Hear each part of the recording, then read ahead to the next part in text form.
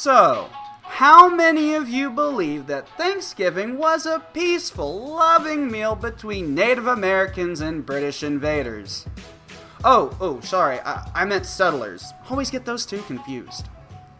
Now, how many of you believe that Thanksgiving was a horrific genocide of the Native American people? Don't just stare at your phone, laptop, or TV. Write your thoughts below and get engaged in the volatile topic at hand. Don't worry, I'll wait. Of course, I don't have a time machine, so I can't respond to your comments now. But if I had that time machine, I would strap us all in and take us for a ride to the 1800s. Just so we can see how Native Americans were treated by the invading, settling Americans.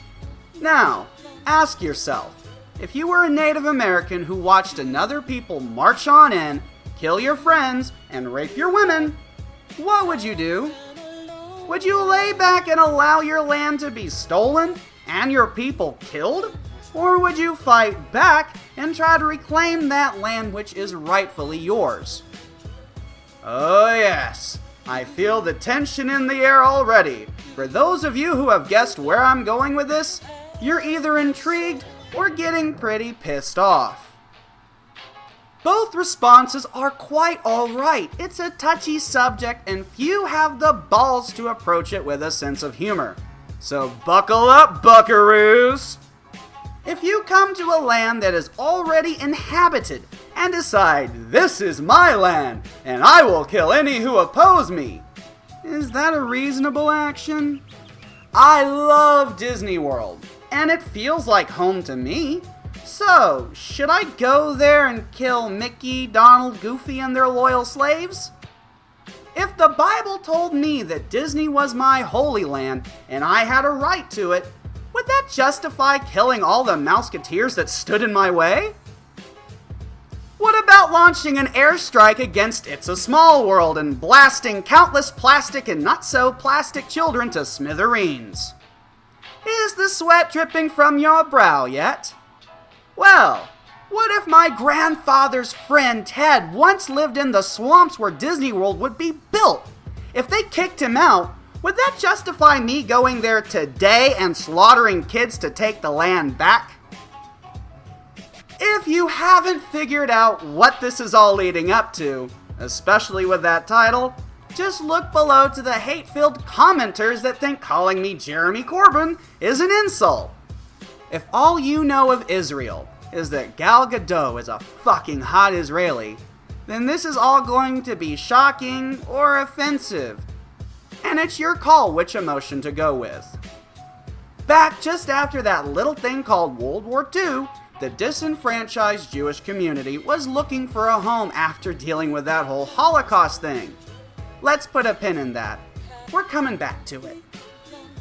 If any of you are familiar with the Torah, or Jewish Bible, then you will know it features the story of the Jews' exile from Jerusalem, some hundreds of years before Christ would be born in a hut down the street from Brian.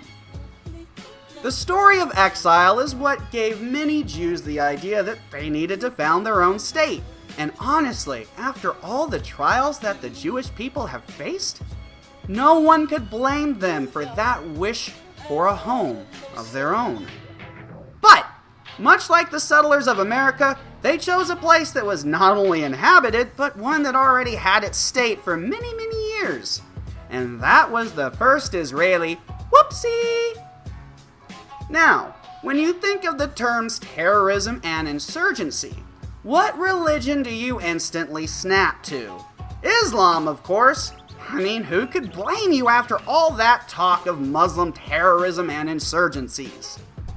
But, and while the term may sound like an oxymoron, there were many cases of Jewish terrorism. And here comes the accusations of anti-Semitism, so let's just slay that beast here and now. Do you believe there are Muslim terrorists inspired by the teachings of Islam? What am I even asking for? Muslims are the de facto terrorist stereotype. So, why is it so fucking crazy to think that there could be Jewish terrorists? Now, just like with Muslims, most Jewish and Israeli people are not terrorists. And given that the state of Israel has some massively amazing propaganda going on, I am pretty sure that most of the child killers there don't even understand they're agents of terror. Ooh, was that a little too frank for you? Jews are not evil. The people of Israel are not evil. The people manipulating them, however, most certainly fucking are. Just because there is Jewish terrorism does not make every Jewish person a monster. But, just like we can't ignore Muslim and white supremacist terrorism, we cannot ignore the callous acts of terrorism carried out by the state. Key word here, the state of Israel. The reason why I even label them Jewish terrorists is 1, that term is just funny to me. 2, the reason why we created the label Muslim terrorist is to imply that they were inspired by their religion. And well, when your Torah says that Jerusalem is your holy land, and the people who would become Israelis thought that meant to take it back by any means necessary, then yeah, that is religious extremism. What is so funny is that the Jewish people are the only ones to create the term anti-Semitism and really enforce that shit, to the point that any critique of the Jewish or Israeli people is treated like some sort of crime. If you even reference that a small amount of Jews hold the world's wealth and that some can be, let's just say, greedy, then you're an anti-Semite. After all, that kind of talk is what led to the Holocaust. But if that's true, then why is disparaging Muslims not a crime? Why is comparing all Muslims to terrorists not anti-Semitic?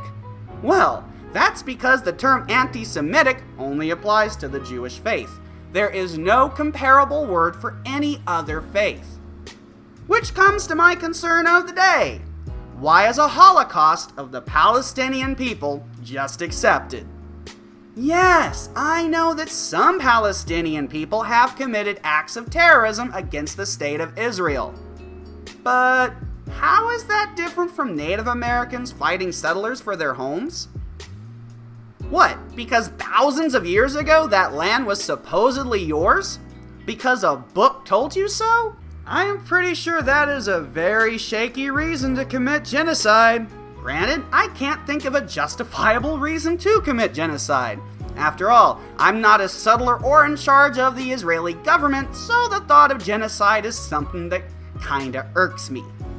If Muslims were the ones taking land like this, would you see that as their God-given right?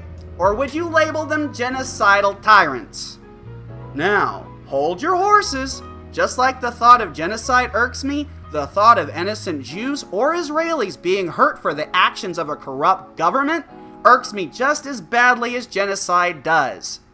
If you wonder why I'm only irked by genocide, well, I'm American and we're kinda blasé about the whole genocide thing in general. Israel and Palestine really are Tom and Jerry. Come on, how many people see Jerry as the good guy?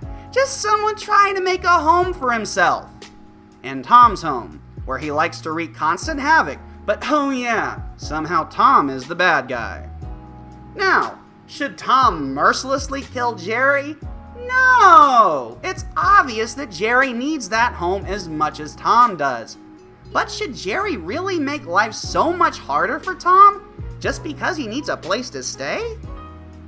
After all, if Jerry really is the most moral mouse on the block, shouldn't he be better than Tom? Shouldn't he show Tom, hey, I'm here to live, let live, same as you?